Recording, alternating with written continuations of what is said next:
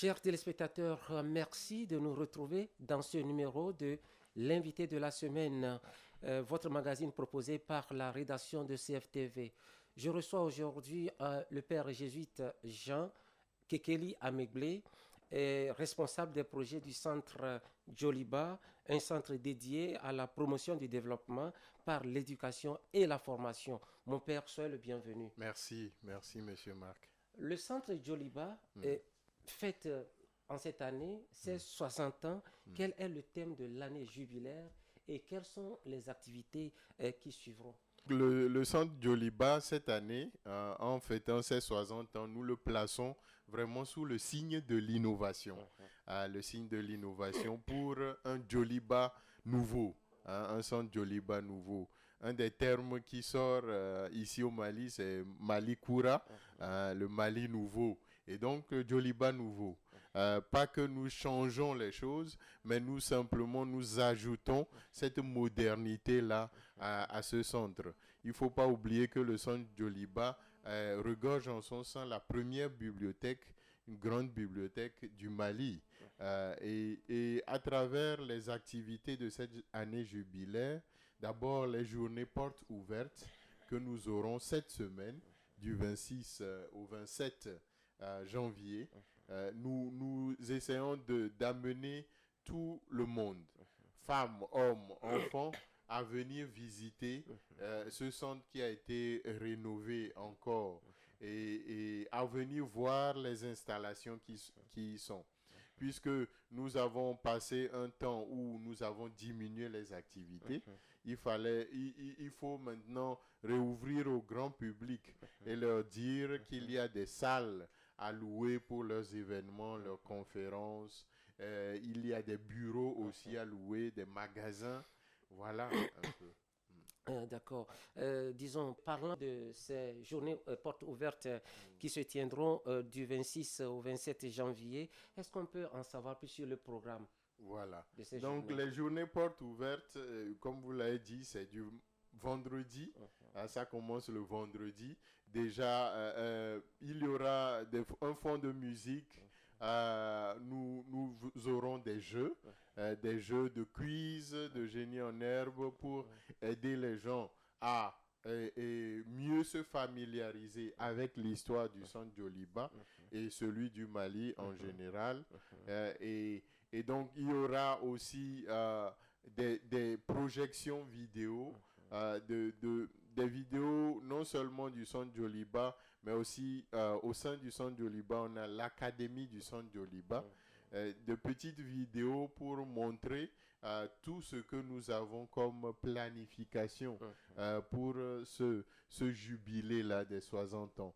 Et le samedi même, il y aura l'apothéose avec à 16 heures avec une grande conférence. Oui, justement, parlant de Voilà. cette grande conférence-là, est-ce qu'on peut avoir un aperçu sur ce qui se dira? Oui, la conférence, c'est sur la richesse des jeunes. Le thème, c'est jeunes et si tu es riche sans le savoir.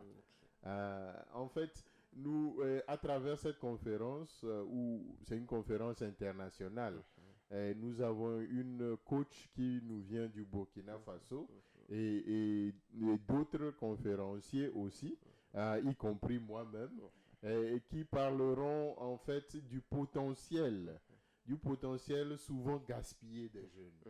Et c'est pas que les jeunes peuvent ou doivent aller encore chercher des richesses, mais les richesses sont d'abord en eux.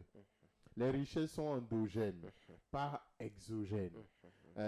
Souvent, on ne connaît pas ses propres richesses jusqu'à ce qu'on compare avec d'autres où on voit ce qui se passe ailleurs.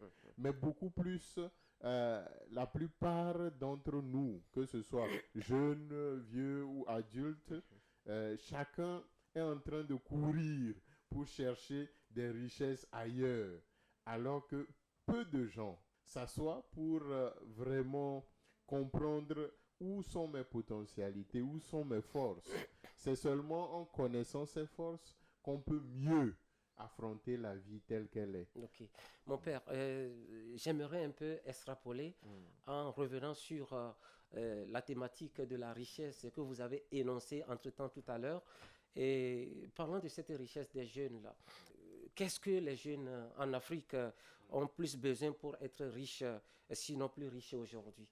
Quand vous parlez de richesse, Oui. est-ce que c'est une richesse matérielle ou bien richesse intellectuelle? Qu'est-ce que vous voulez entendre par là? La richesse, elle est telle que les pères jésuites, le conçoivent, et c'est tout l'homme. Et je crois que le centre Joliba aussi a cette inspiration.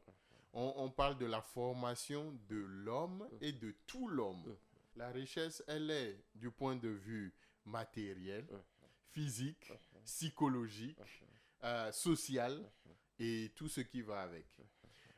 Exemple concret, un jeune qui, souvent on dit que les jeunes n'ont pas le temps. Est-ce que tu sais que le temps c'est de l'argent? Le temps c'est de l'argent, que les jeunes n'ont pas le temps, ils courent ici et là. Il ne s'agit pas de courir, simplement en s'asseyant, en voyant simplement que, mais je suis talentueux en langue. Actuellement, sur Internet, il y a plein de jobs, plein de travail sur la traduction, simplement. Et tu peux offrir les traductions de Bambara en français, à partout dans le monde entier. On en a besoin. Mais le jeune, n'est pas conscient des opportunités qu'il y a. Et deuxièmement, beaucoup ne savent pas qu'ils doivent venir voir peut-être un spécialiste ou quelqu'un pour réveiller ses talents en eux, puisqu'ils ne s'assoient pas pour connaître eux-mêmes leurs propres talents et développer ces talents. Donc, on n'a pas besoin de chercher ailleurs.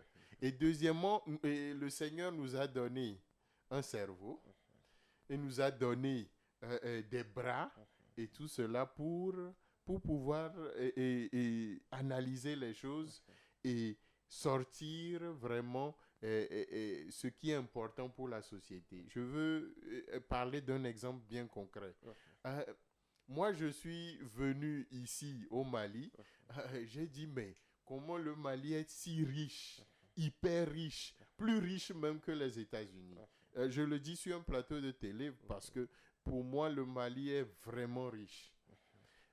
Simplement, je découvre dernièrement que ce qui fait le plus de revenus ici au Mali, c'est l'agriculture. Est-ce que tu peux croire ça? Ça veut dire qu'on n'a pas encore touché à l'or, ni au pétrole, ni à tout ça. Seulement que l'agriculture. Et donc, quand tu prends une pastèque grosse comme ça, toi-même, tu sais, tu connais un peu le Togo. Tu prends une pastèque grosse telle qu'elle est comme ça, ici au Mali. Ce qu'on trouve et que les gens vendent, c'est à 1500 au plus. C'est-à-dire que si tu veux même donner de l'argent à la dame, c'est à 2000. Alors qu'une petite pastèque chez moi, elle est comme ça, elle est à 5000. Et donc, je me dis, mais moi, j'ai de l'argent avec ça. J'en prends 10, je vais vendre, je ne vais pas loin, je vais vendre simplement au nord du Togo. Mais je gagne plein d'argent. Mais c'est ça, il faut éveiller. Et éveiller les jeunes à ce qu'on appelle les possibilités. À reconnaître les possibilités. Voilà, c'est ça. Le problème n'est pas qu'on n'a pas d'argent. Le problème, c'est qu'on n'est pas conscient des choses qu'on peut faire pour gagner de l'argent. Tu vois? Et je vais aller même plus loin. Les jeunes finissent l'école, ils cherchent stage. C'est là où je vais te choquer. Le vrai stage, c'est à la maison. Le vrai stage, je vais demander à tous les jeunes de faire le stage à la maison. Comment? En voyant leur maman et en travaillant avec leur maman. La maman, elle est à la fois ce qu'on appelle la DRH, la directrice des ressources humaines dans la maison. Elle est chef comptable. Elle doit nettoyer, faire le nettoyage. Elle doit gérer le peu de fonds que la maison a au quotidien. Et elle est multitask. Tu vois, toutes ces affaires-là, si on comprenait que déjà dans la maison, on peut faire un vrai stage. Et quand on sort, on va ailleurs, on peut proposer des choses aux gens. on ne va pas voir des jeunes en train de dire je cherche stage sans avoir. Vrai ou faux? Vrai. Voilà. Vrai. Et troisième chose pour finir, pour que les gens comprennent, on dit que l'État doit faire quoi? Créer des emplois. Mais si l'État doit créer des emplois pour les jeunes et qu'ils doivent venir pour et chercher ces emplois-là, ça veut dire que ce n'est pas seulement l'État qui crée un emploi, les individus aussi doivent créer des emplois. Et c'est là le secret. Les jeunes doivent comprendre que parce qu'ils ont des talents, ils doivent créer des emplois. Chaque talent est un emploi qui se crée. Voilà. Ok, et quand vous parlez, vous évoquez l'idée de la richesse ici, parce que le thème de votre conférence est très évocateur là-dessus. Est-ce que les jeunes sont vraiment riches ici? Les jeunes sont très riches. Ils sont très, très Donc c'est riches. une aberration de parler de la pauvreté. Oui, on ne peut pas appeler ça aberration, mais c'est simplement un abus de langage ou peut-être une ignorance. Excusez-moi le terme, mais c'est une ignorance. Simplement, je te dis, hein, moi j'ai étudié aux États-Unis et j'ai vu comment les gens paient. Hein? C'est-à-dire, on paie des sommes exorbitantes simplement pour aller parler avec quelqu'un. Toi et moi, on sort tout à l'heure, on trouve d'autres amis, on a simplement ce social-là avec lequel on peut discuter de nos problèmes, du stress de la vie et tout cela. Ce que ailleurs en Europe, ils le sont en train de payer. Donc, si eux, ils sont en train de payer ça là-bas, nous ne payons pas. Nous l'avons gratuitement. Oui, nous l'avons gratuitement ici. Voilà. Gratuitement, le social. Ici, le social est très fort. L'hospitalité est la plus grande des richesses. Tu te rends compte que tu arrives dans un endroit, tu es accepté par les gens. Et que très vite, tu ne te sens plus seul dans ta chambre. Justement. Et au lieu de payer un psychologue pour t'aider à vivre cette affaire, tu as tellement de gens tout autour de toi que tu ne sens pas. Voilà, et la même chose, tu as faim, bon, tu arrives dans un truc de mariage, on te donne à manger gratuitement. Tu crois que c'est pas un gain? C'est un gain. On a de l'argent en Afrique, plein. Et l'Afrique est le continent le plus riche, hyper riche au monde. Mais ce qui nous appauvrit, c'est ce système-là qu'on appelle le capitalisme. C'est un système qui appauvrit beaucoup.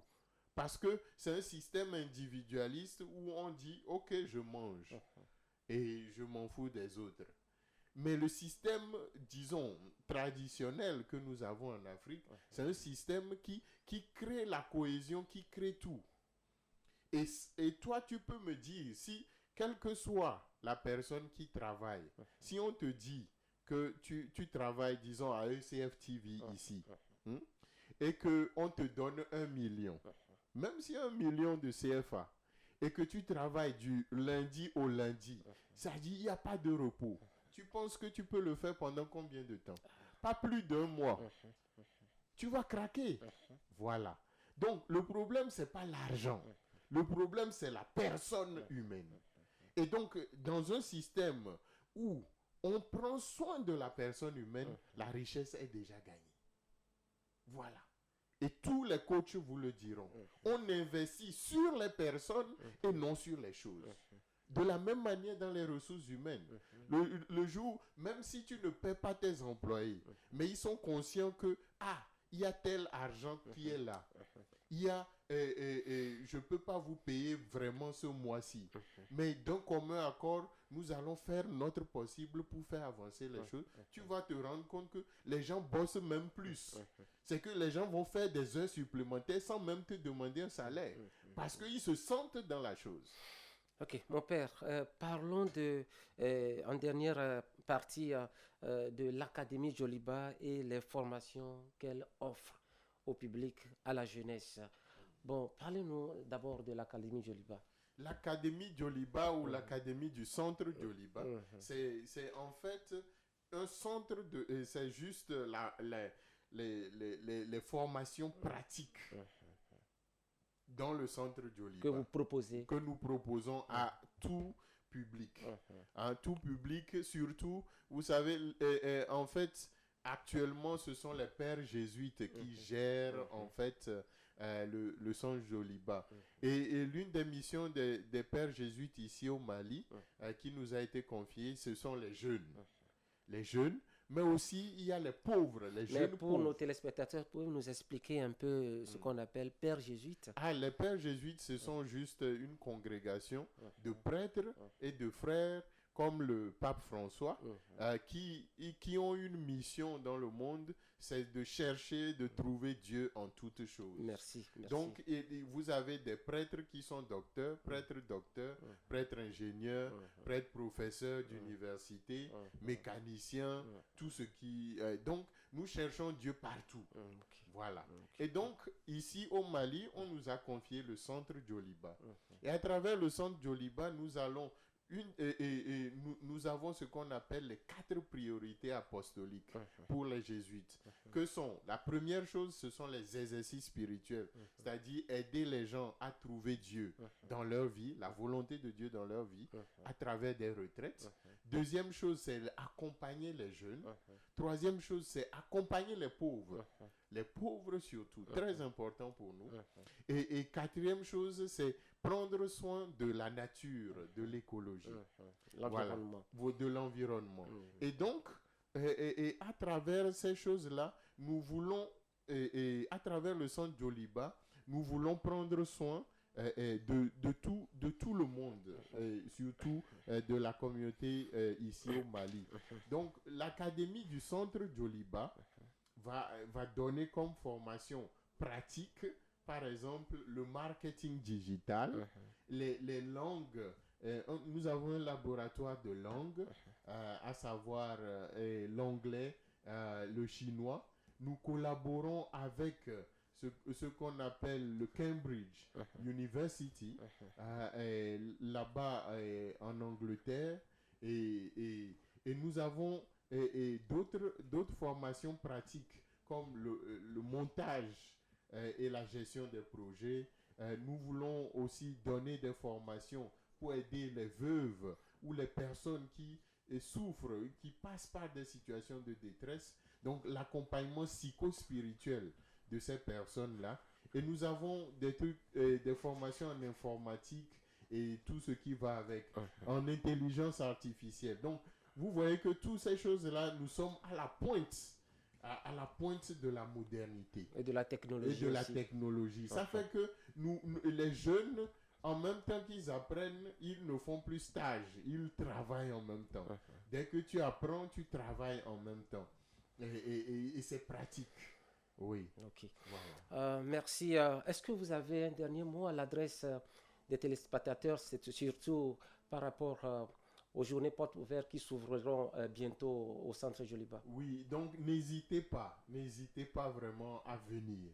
C'est vrai, les gens entendent centre Joliba, mais ils sont derrière leurs écrans. Mais je vous appelle, quittez votre écran et venez toucher du doigt ce qui est là. La réalité du centre venez Joliba. Venez prendre des photos, taguer le centre Joliba, ça va nous aider beaucoup. C'est un jeu que nous allons faire. Celui qui tague plus le centre Joliba avec des photos remportera des prix de plus de 100 000 CFA. Donc, n'hésitez pas. Celui qui ne vient pas, il prendra comment des photos. Donc, il y a aussi des bureaux à louer pour dire aux partenaires, même à ECF TV, si vous voulez louer des bureaux, nous sommes là. Et il y a des salles pour vos conférences et tout ce qui va avec. Donc, n'hésitez pas et dites autour de vous. Et consultez la page aussi Facebook du Centre Joliba. Merci. On espère que le message est déjà passé. Chers téléspectateurs, nous voici à la fin de notre émission. Était à notre compagnie le père jésuite, père Jean Kekeli Ameblé, responsable des projets du Centre Joliba. Restez toujours branchés sur ECF TV, votre chaîne fraternelle. Merci et à la prochaine. Merci.